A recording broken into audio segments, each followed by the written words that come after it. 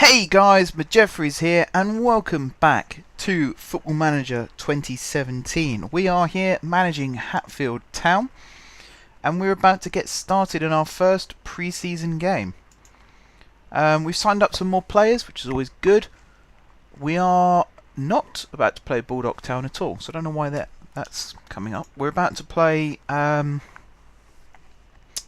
Way at their place, believe it or not. And we're going to go for this lineup. Now, I'm not an expert whatsoever at the moment in choosing our lineup. I don't know who our best players are. What I do know, though, is some of these players will need to be retrained for their position. So, Heffernan here, for example, he will have to be retrained to be a complete wing-back, as will Hale on the other side, although Hale isn't actually our player right now, but we could still try and train him up. Potts, another one, to be a centre-back, central defender. Some of the others we'll come back to some other time. Kevin James up front as well, of course. Where is Phillips? Phillips is on the bench. Okay, interesting. So we're starting with a team made up mostly of trialists. 1, 2, 3, I think 4 players there were actually ours. It's always interesting to see. First game of the season. First game of pre-season. At least in my experience as a Stevenage fan, it does tend to be trialists. You tend to sort of have half of your 11 is first team. The other half is made up of trialists and youngsters. And then the second half you bring out a different 11 if you're the away team. Basically the opposite. So if you've got like a reserve goalkeeper for the first half, you'll have a first team goalkeeper for the second half. That sort of thing. Now we're going to be playing in our away kit by the looks of it, the black and white stripes with the yellow numbers. Our goalkeeper, I've only made one goalkeeper kit and it's yellow and green with the black number. You will see it in a second when we actually kick off. So let's get it started and you'll be able to see what the kits look like. That is really loud. Bear with me a second as I turn down the game. Don't want to deafen people. There we go. Just in time to see Heffernan, I believe that was, sliding in on someone. Good, good. Give away a free kick nice and early. Now, one of the reasons I changed both kits, not just the home kit, I got fed up of seeing Hatfield winning the Premier League title wearing a really bad away orange kit. I wanted something that looked a little bit more professional. And I feel I got that now, with the black and white stripes. Those of you who don't know, Newcastle is my other team. I'm a Stevenage fan, I'm a Newcastle fan. I actually managed to support both teams just as well.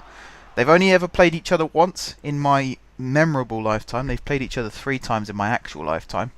But the first times I was 5 years old, so I don't really remember that. But they played each other in the FA Cup a few years ago, and it was a good event. Stevenage won 3-1. It was the first time really where I didn't care which team won. And I'd have quite happily have settled for a replay as well, as it meant I could have gone back to St James's. But Stevenage won 3-1, but it was still a really good evening. Bit embarrassing for Newcastle's point of view, but for Stevenage it was a fantastic feeling to actually witness that victory. But the black and white stripes is of course influenced by that. I am a Newcastle fan as much as I am a Stevenage fan. The blue and red of course is my channel colours. For those of you who don't know, my channel colours came about because I used to have a 6-a-side team when I was at college. And we just chose a random kit really. We chose a blue and red striped kit. I think if you go on my Facebook page, which you probably can't do because I think I've made it private, but there's a picture of me in that kit. It looked a bit like a cross between Barcelona and Crystal Palace. I'm just changing this for feedback so we get to see about the team. It looked a bit like a cross between Palace and Barcelona, but it was a nice kit and I've still got it somewhere. I don't want to get rid of it. I really like that kit. It's one of my favourite ever kits to wear. So when it came time to choose channel colours, I opted for the blue and red stripes. I thought they just looked really cool. Why is this not working? The radar is playing up. Just keeps pausing for some reason. bit weird. Might have to restart the game to get that to work. But yeah, it's just a really nice kit, and I'm really happy with it. And the channel colours came about, the blue and red. They look good together. They're quite striking, and I just like it. Blue is my favourite colour. Red is not far behind in second place, so it made sense really to have that as my my channel colours. And then obviously Welwyn Garden City and Jeffreys United came about because of that as well, as did my Jeffreys United team on Pro Evolution. That came about because of the channel colours too. So overall, it's a big. The whole thing came about because of the 6-a-side kit, but it's a big mash of things inspiring one another. That's a really long-winded way of saying I like the colours red and blue, and that's why I chose them. In terms of this match, we've had the same number of shots, but they've had 2 on target. We've had none. But we've had the majority of possession. We've had more corners. We've also given away more fouls. I'm not a big fan of that. What stuff on here am I not interested in? I'm not really interested in... not interested in red cards. I am interested in yellows. Average rating I'm also not interested in. Just try and get this to a bit more of a manageable size. I'm really not sure why the radar's frozen like that. It really shouldn't be. It should not be frozen like that. It just looks like it's crashed. It should also be visible, but it's not. So I'm just going to close it for now. See if we could bring it up. No, it looks like it's just broken. I'll leave it off. It's not that important. You can kind of see where the players are out on the pitch anyway, so I don't really know why you'd want to see the radar as well. Overall though, half time, 0-0. Not too bad. Not great, not terrible. I am going to change the 11 over though. So Pilkington will now be in goal. And let's start at the front and work backwards, shall we? So Phillips will go up top. Griffin will go out on the right. Rudd will go out on the left. With Fisher through the centre. Okay. Midfield.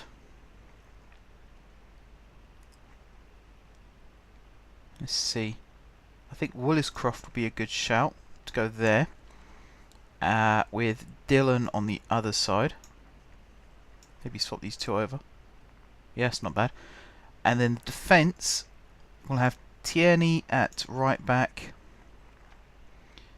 McKindy at left back. Vickers at centre back. And is it Jata or Hatta as the other centre back? I don't fully know. So the only one we haven't subbed is Dull, who plays on both wings. Also isn't that great, so maybe that's not a bad thing. Let's see how we get on in the second half. As I say, we've changed the entire 11. As you do. You know, managers do that. If you're the bigger team and you go to a pre-season friendly away from home, you do tend to change your 11s over.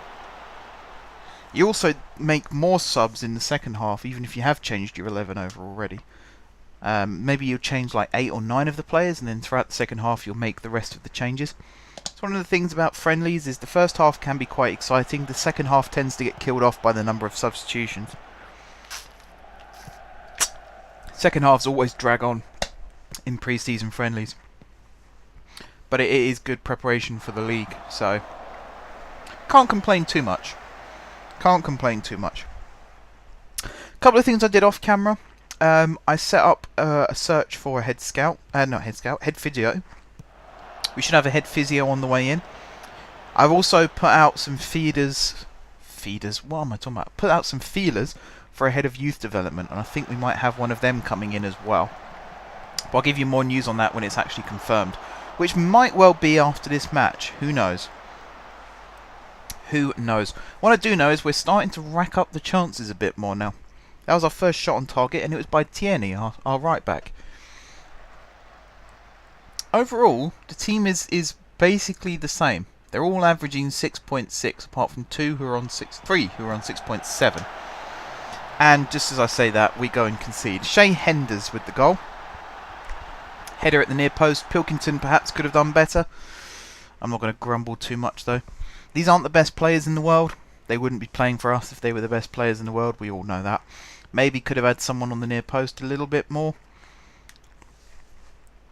I'll work on tactics a little bit off camera as well and show you that when we come back next time. Yeah, they're not bad stats though. Handling 5. That's probably where it went a bit wrong. Because he didn't handle the ball very well. Sort of bounced off him and went in. I'm just going to open this up a little bit wider. There we go. Just get player condition in as well. I like having these stats around the screen. It makes it look very cluttered. I admit that. But I like having the stats available. So the latest scores is always good. Down here I have a league table. Up here I have a match overview. And then obviously here the player ratings. And then down here the radar. Although as I say, the radar is probably going to be a no-go from now on. We'll have to have something else instead. That was a good clearance from Woodward. And now Phillips with the chance to run. He's got runners through the centre. That's a terrible touch from Woolscroft. What is he doing? Rudd with it now into Woolscroft. He hits the shot. Near post side netting. That's actually unlucky considering how rubbish that touch. I don't know why he decided to head it forward like that. It wasn't a great pass from Phillips, but he didn't have to head it forward like that. Nearly made up for it. It could be a long season with first touches like that. I'll tell you that now. It'll be a long season. Don't be expecting overhead kick goals because you won't be having them. Also, some communication between our defence and goalkeeper would be quite nice as well. But first game, they don't know each other that well. I imagine the goalkeeper is probably not going to be shouting instructions at someone who's nearly 3 times his age. Vickers is in his 40s. I think Pilkington is 18. Yes. And Vickers is 44. So quite a difference. Well over twice his age. Old enough to be his granddad. Depending where you're from, of course. But there we go. 1-0 defeat. I'm not too upset about that.